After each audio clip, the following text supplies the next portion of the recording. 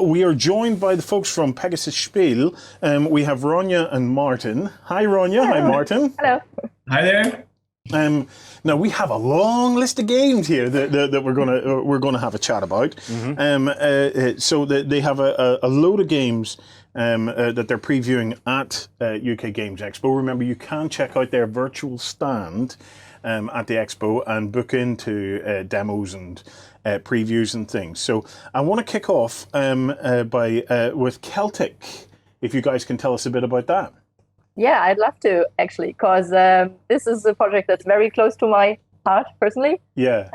It's about the region where Pegasus is actually situated in Germany, so central Germany. And it takes players back to the Celtic Age, which is something I'm very thrilled about, because I actually got a master's degree in Celtic studies. Wow. So that finally came in handy. And so... close to where our company is, there's actually an archaeological site where they found 2 grave mounds with burial objects inside, and one of them was this neat little dude, which is actually a life-size sandstone statue they found there, and it's a unique finding throughout the world up to this day. And it's basically what inspired us to do this game. So during the game is set at the time where the current Celtic leader or ruler, we don't really know what they called their leaders, is dying, and the village is trying to figure out who's going to be the next Celtic prince. And so there are 4 families vying for power and trying to show the village that they got what it takes to provide for the village and make them flourish. And so the players will get quests to journey through the meadowland they live and collect goods like different sorts of grains or animals, or tools or weapons or whatever. And also they try to establish trading with faraway places like the Mediterranean area, where the Celts actually traded up down to Greece to get wine and jewelry and a lot of other things. And basically the person who can best accomplish the goal of completing tasks and collecting trade goods wins. But what's very neat about Celtic is that on every turn, you will move some of your family members throughout the region, and when you move, all the other players can decide to move their family members from that same spot as well, so they can accompany you during your turn, which means there's basically no downtime, because on every turn you can decide, will I go along with this or not? Mm-hmm. And also you try to make the best use of the other players' turns to get to your locations quickly, or more quickly than the others. Yeah. Mm-hmm.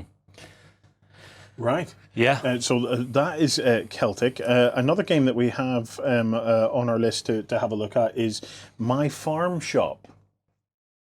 Yes. It's this nice-looking game here. Yeah.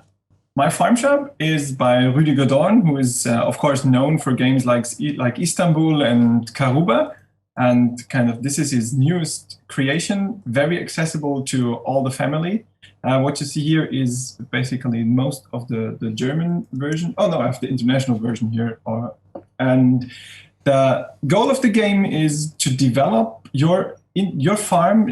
Each player has a farm, and to sell the goods that you produce on your farm. That sounds pretty standard, but it's actually quite neat and very accessible, because you can decide for yourself what you are doing with your farm. You have 10 spaces, which in the beginning produce very simple goods like honey or eggs, and you try to sell them for profit. On each turn of the game, you will roll 3 dice, and you will always use one of these dice to get an expansion for one of your spaces. So you develop your farm on each turn, and you will use the other 2 dice to activate the field for all the players. So by careful selection, you can decide what you want to do with your spaces, and also which spaces actually get activated. So you can either specialize in producing lots of honey and then selling it, or going for a lot of different kinds of goods. You can decide how many spaces you actually use for selling and how many you use for growing. And getting a great balance is what will provide the success in My Farm Shop.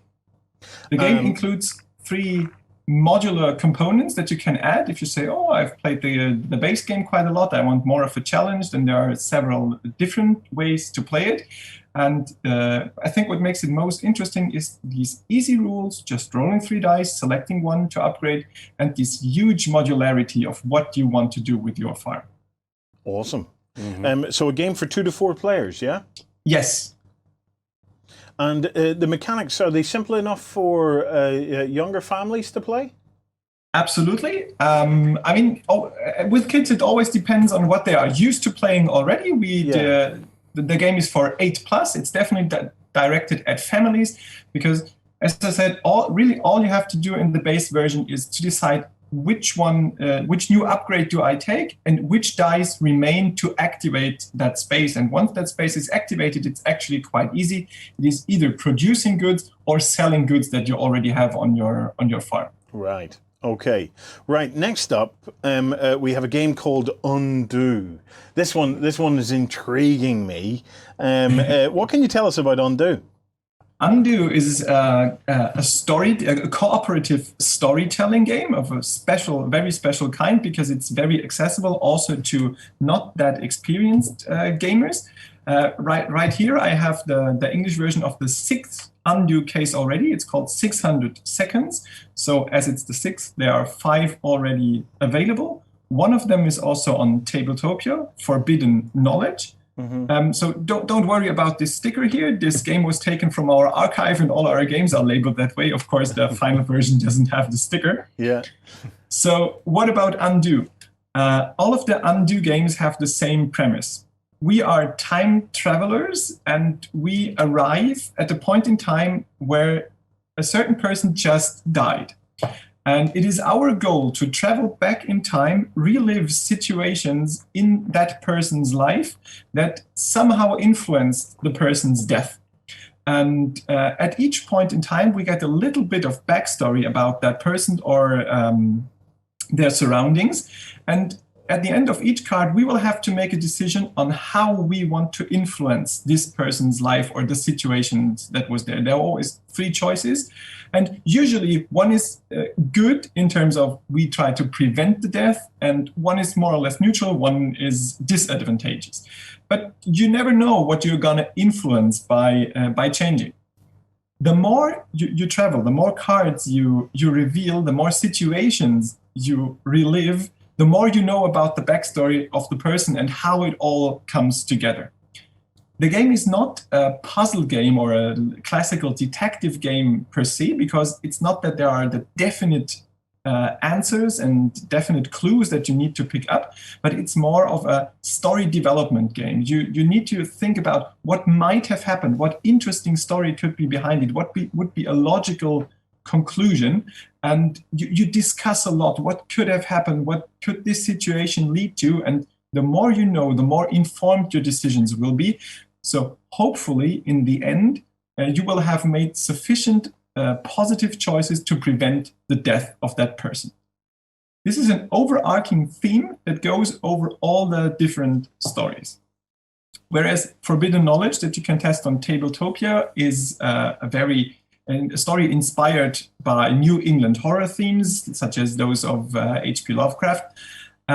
Undo 600 Seconds is 600 Seconds is the title because everything that you will relive in this case is happening within 600 seconds. Whereas in the previous cases, you went back hundreds of years sometimes to get the backstory or relive situations of the youth of that person. In this case, you will only go back a maximum of 600 seconds. We are here meeting a person that is about to defuse a bomb, and well, in the original story, the bomb detonates and a lot of people die, including the one that prevents it.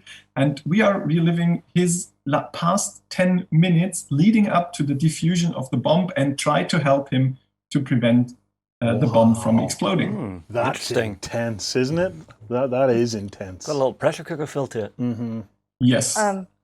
Just to mention, there's also a free demo case, which looks like this, which people can get from their local retailer. So they can just go by the store and if they have Pegasus games, they can also have this or order this from us for free. It's an independent story. It's not one of the 6 games already released, but it's its own story, just to get a feeling of how it works, and see if that's something the players like. And as we already mentioned, you can also play a full case on Tabletopia this weekend. Nice. That's cool. That nice little free sample. Try before you buy. Exactly. I like it. Basically, it works just like the bigger stories. It's just a smaller story, less cards, and you will see how you like it. But you will discuss in the very same way as you do with the full boxes. Yeah. Very cool. Lovely. I love that one. Okay, next up we have Kyoto. Yes, but all we have to show is this picture of a cover. Because it's currently in production. It will be out in October, but it's already on Tabletopia this weekend for people to play. The subtitle is "Money Makes the World Go Down," and that's really what the game is about. So it's a very current theme, because we're actually big nations at a climate conference in Kyoto, and we're discussing basically, saving the world. Yes. But as things are, money is the all-deciding factor, and at the end of it all, we still want to have a nation that's flourishing and that's doing well. So, of course, we try to save the planet, but, We've got to protect the money. you gotta protect the money.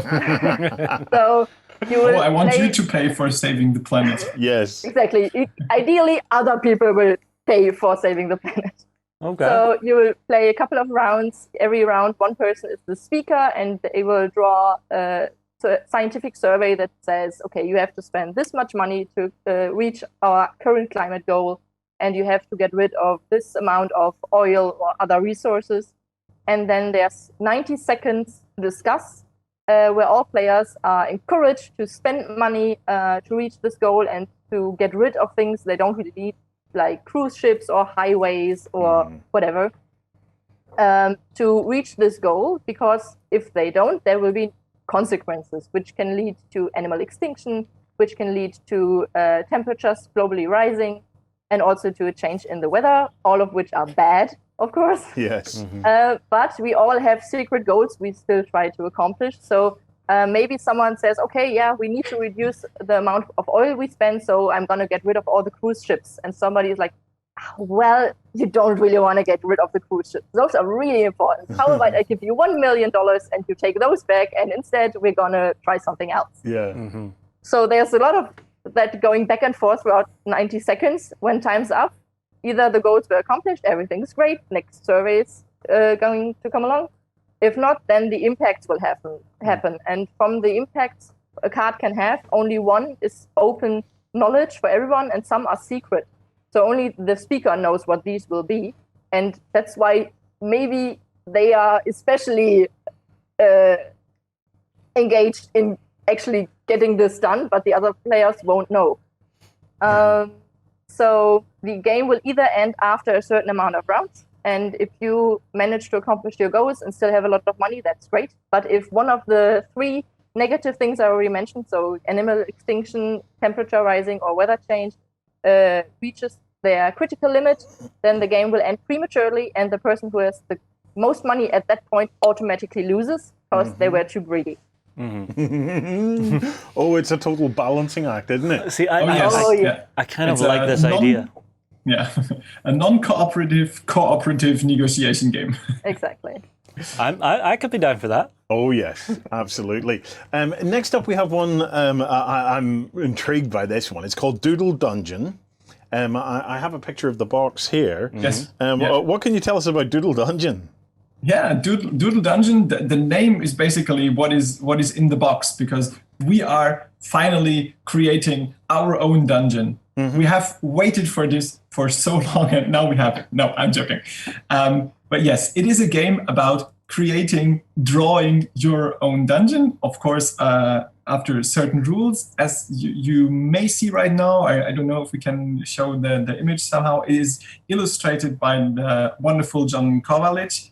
So you will all immediately recognize his style and the very funny illustrations. In Doodle Dungeon, we are competing for who is gonna be the most badass, evil dungeon master.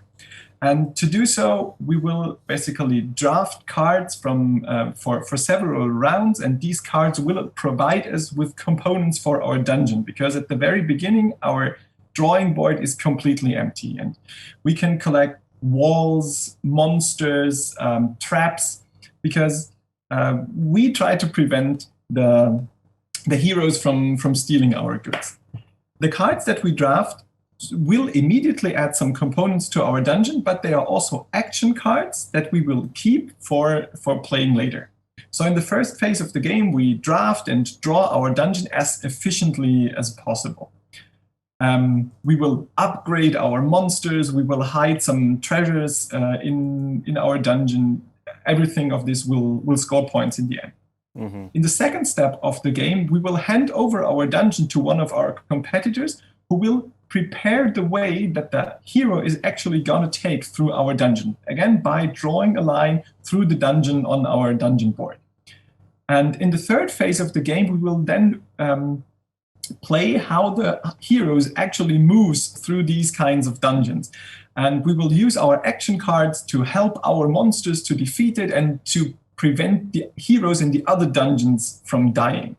So the goal of the game is to have as many monsters, surviving monsters as possible, to kill the hero, to save the treasures that you hide in your dungeon, and everything of this will score points. So there are several ways of playing the game, either by killing the hero as fast as possible, or by having so many monsters that it's almost impossible for the hero to kill, or by carefully creating a labyrinth of walls inside so the hero gets trapped and can't get everywhere.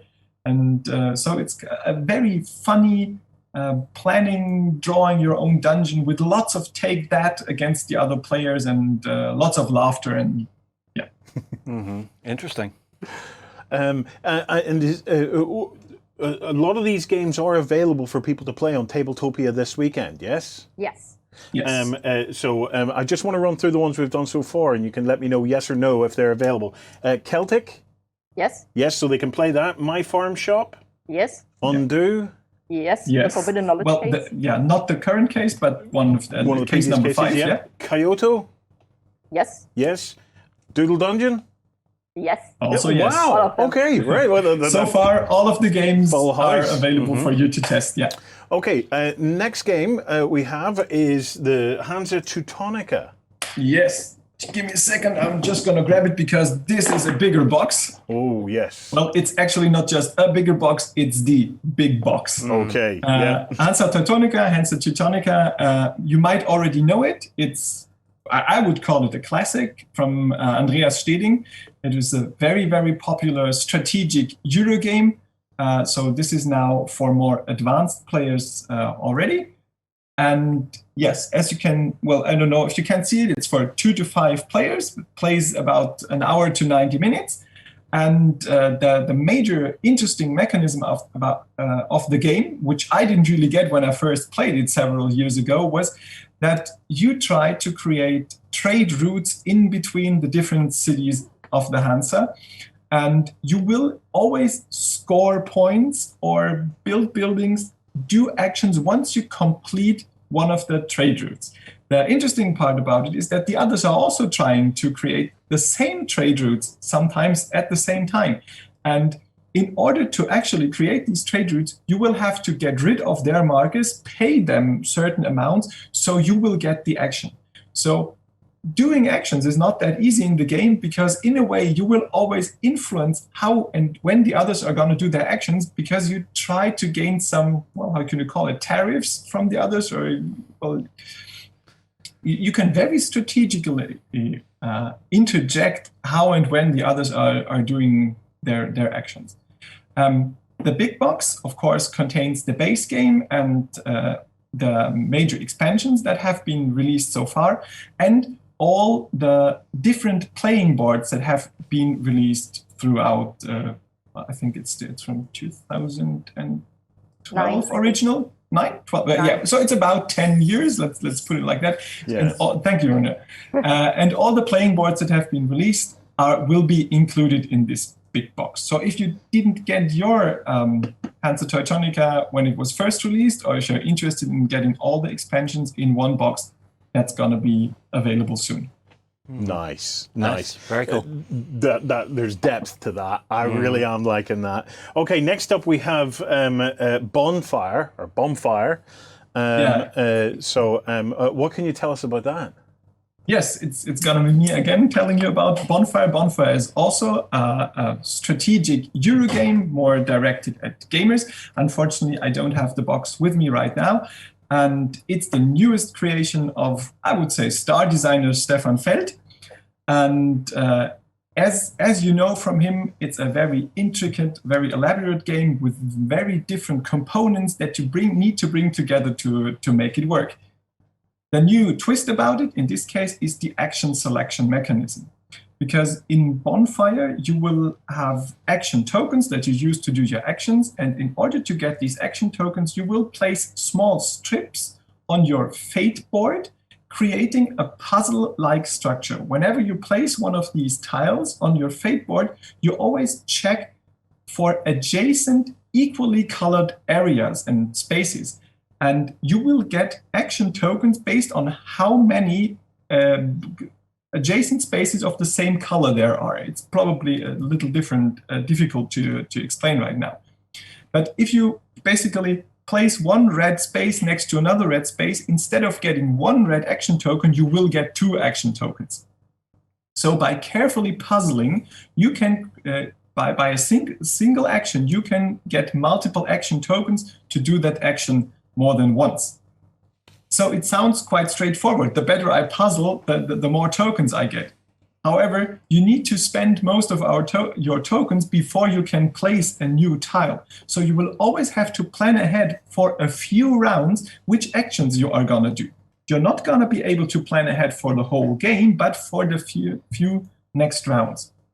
So what is behind the game? Well, the bonfires went out, and the priestesses that took care of these bonfires retraced to certain holy islands, and you need to visit them there.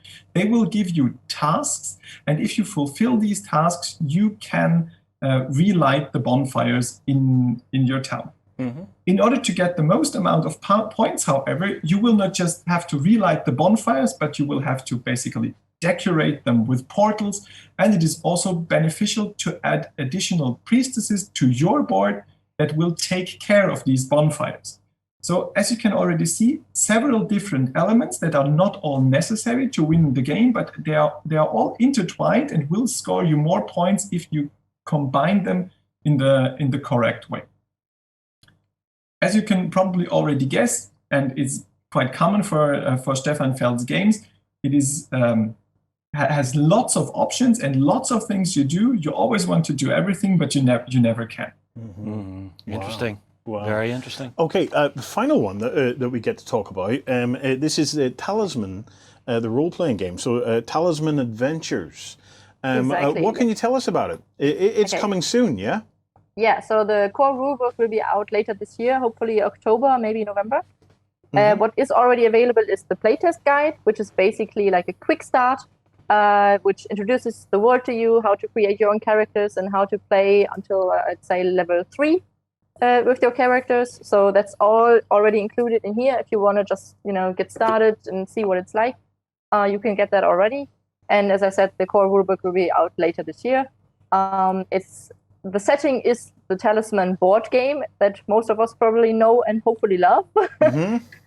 But this time you're not just trying to reach the crown of command, but you create your own character and go on adventures like in other role-playing games. You will be able to play humans and elves and dwarves, but also trolls and other nasty creatures, because in this game you don't have to play a hero. You can also be a villain if that's what you want. Yeah. So there's lots of options there. The dice system used here is what we call 3d6. So you have 3 6-sided dice. You use one of them. It's called the Kismet die. If you roll a 1 or a 6 during one of your tests on this die, then something good or something bad will happen. And yeah, so it's very focusing on getting the feeling from the Talisman board game, but in a in an RPG way for you to really get into this world and explore things and do whatever you like, really. And is there any demos of that taking place this weekend? Yes, there's one demo today at 6 p.m. British time, which you can still sign up to. As far as I know, it will be held via our Discord channel, and the link to that will be can be found on our Expo booth website. I have the Expo booth up, so if I show people, so if you're watching and you want to try any of these games that we've talked about, so let me just show you from the start. So you go to UK Games Expo homepage, click the Hit the Show floor, okay, and then in there you'll find Pegasus Spiele.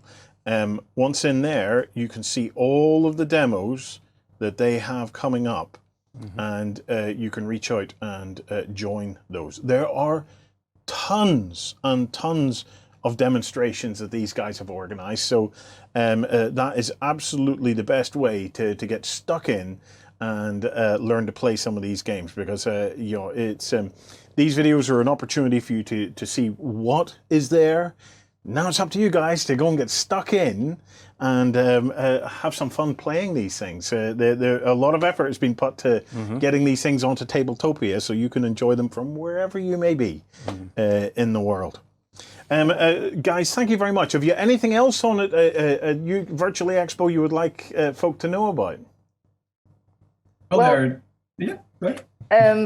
One thing I just wanted to mention is that in addition to the Undo demo case, we have a couple of other promos you can get during Expo at stores, but also at some later days, which is a promo card for Port Royal, the tutorial case for our game Adventure Island, which actually helps you get into the game and know the rules, some very, very cool promo cards for werewolves. Actually, the watchdog you can use in any werewolf game. It doesn't have to be the Pegasus version. And also, in addition to the Talisman 4th edition that we are distributing and the Talisman role-playing game, there's also a cooperative family game called Talisman Legendary Tales. And for that, there's a promo character you can also get for free. So all of these you can get at the store of your choice. Just talk to the people there to get those things for you from Pegasus, and we'll be happy to send them. Cool. Fantastic. Very cool. Fantastic.